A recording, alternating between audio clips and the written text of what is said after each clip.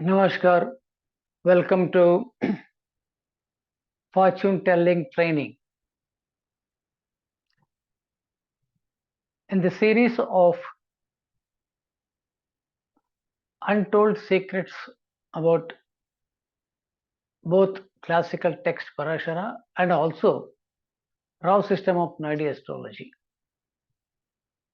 In this session, we are now today discussing a horoscope in both raw system of Nadi Astrology and also as per classical text Parashara. And this is an unique horoscope taken out from my records, which was missing for a long time. This is a collection from a horoscope from Udupi Pandit during my visit a couple of decades back. This is a old, very old horoscope. I name it as kshudravidya, that is about black magic or evil spell. So, Jadu Tona, Chetabadi in Telugu. So, these sort of activities. This is horoscope which is indicating those sort of matters.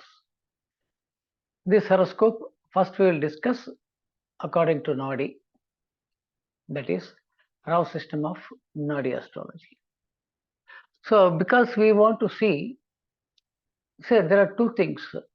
There is orientation of the jiva, that is a total outlook, including his character, including his orientation towards his actions, his karma, everything Jupiter will see. But especially when you take Saturn, it indicates a particular karma which has attached to his status, name and fame. Similarly, in Parashara also, the livelihood is different and the profession which is attached with the name and fame for which he is known, that is also different. So here we are taking Saturn. Say Saturn is Vakra first. So whenever you see Vakra, right, there is a principle where you have to follow.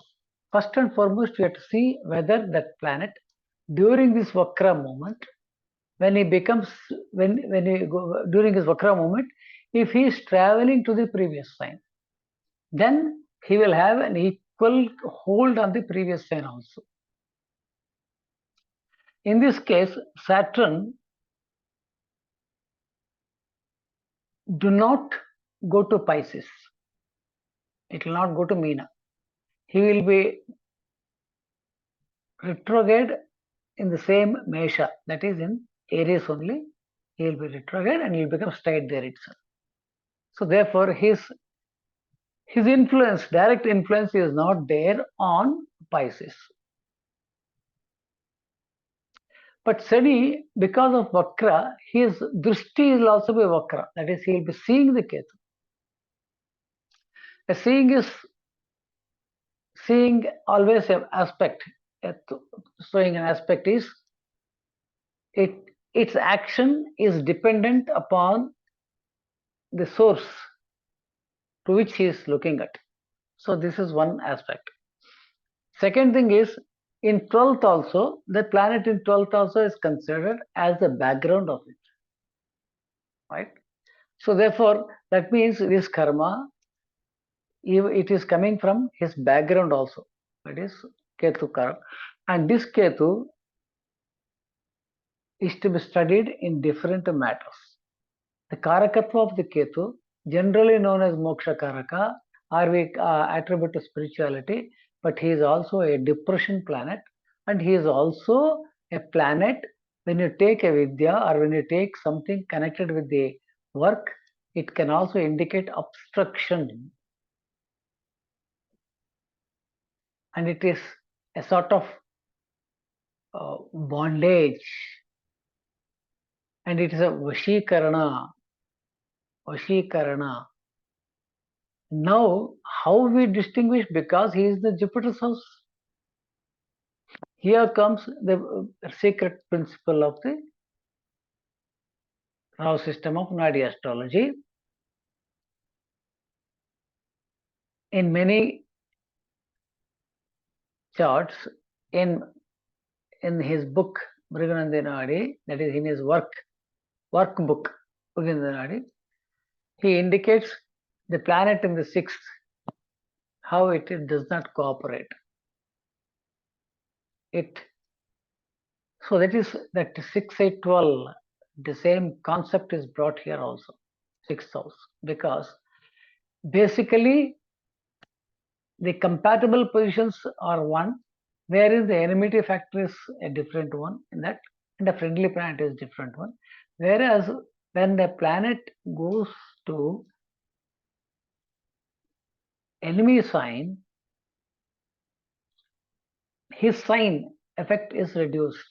His sign effect is also considered from the house enemy sign, which it represents many things there. Now here you see, though Pisces is a place of supposed to be a moksha sthana, natural moksha sthana, and it also moksha sthana also extinct. It is Uchatana, you can also say Uchatana. Ketu is sitting there. Ketu is very powerful there. Ketu is linked to Mars. Mars is in the house of sin. That is Vrishchika. What we call it as Vaitarani Nadi. That is very sinful factor, though it is one house. Now this Mars is linked to Ketu. And this Ketu is in 12th to Saturn. There is background, karma background, and that Lord Meena, Jupiter, is 8th to the Ketu in his own house. 8th is the sin factor again. And there, Sun is debilitated. Nicha Atma. Jivakaraka has a Nicha Atma in the present condition. Jiva is today's. He is Nicha Atma. And he is with the Vena, Bhoga Karaka. So now the karma is related to Nichatma, Papa, then because of Vrishchika, Papa, Randhra, something secretive. Then Ketu, now Mars Ketu, that is Uchatana or Bandhana or obstructive, Himsatmaka, Himsa. All this karma is indicated there. And there is a link between Saturn and Jupiter. Now, normally it is considered as Dharma Karma Yoga, but actually both are in enemy houses. That is Aries and Tula. The house itself is two opposite factors. When there is an opposition between the karma and the dharma. So you can't call it as Dharma Karma Yoga. But there is a sin factor linked to dharma and karma. Then Venus is Bhoga, Sun is Nichatma. So it is indicated very clearly, it indicates Nichatma Dushkarma.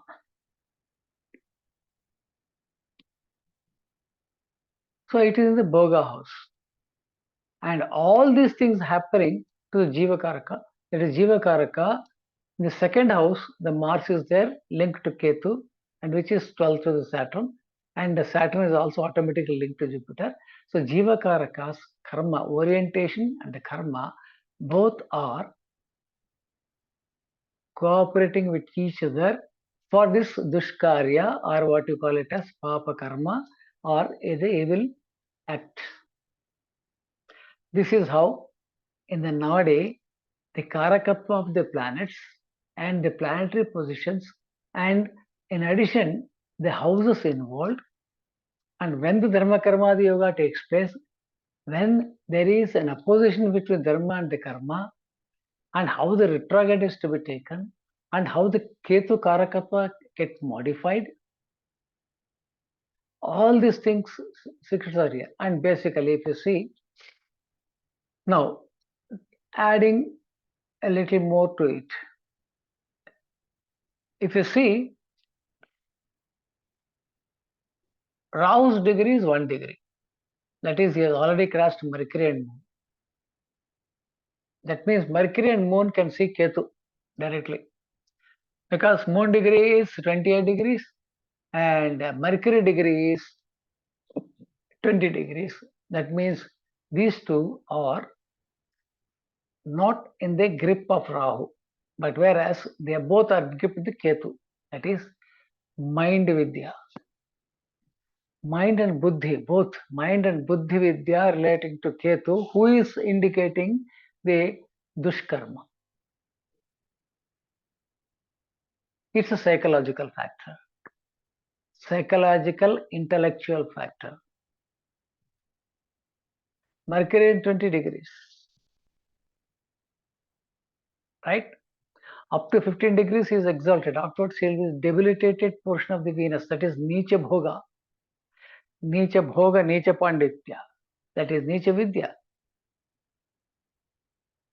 So this is how the entire position is linked to the Saturn as well as Jupiter. Therefore, this man was a tantric with kshudravidya. Okay. Now let us go to the traditional analysis.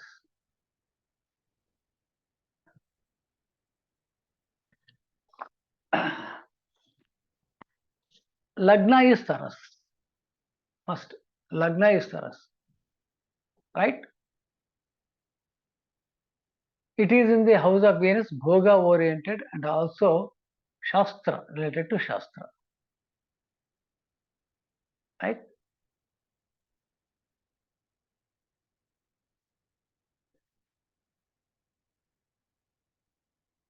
Now, Rahu is in the 5th house of education, unconventional Chandala Vidya, with Moon, psychological Vidya, right? Right? And Mercury is Vidya, it is Maitreya himself is Vidya. He is in the debilitated portion of the Venus again here also, and he is in the own house. Therefore, it is a perfect Vidya in the negative sense, that is negative type of Vidya, Chandala Vidya. Moon is between 22 degrees, 22.5 to 00 degrees. He will act like Saturn, lower level Kriya. So now this 5th house is indicating the knowledge of all these things connected with that, right?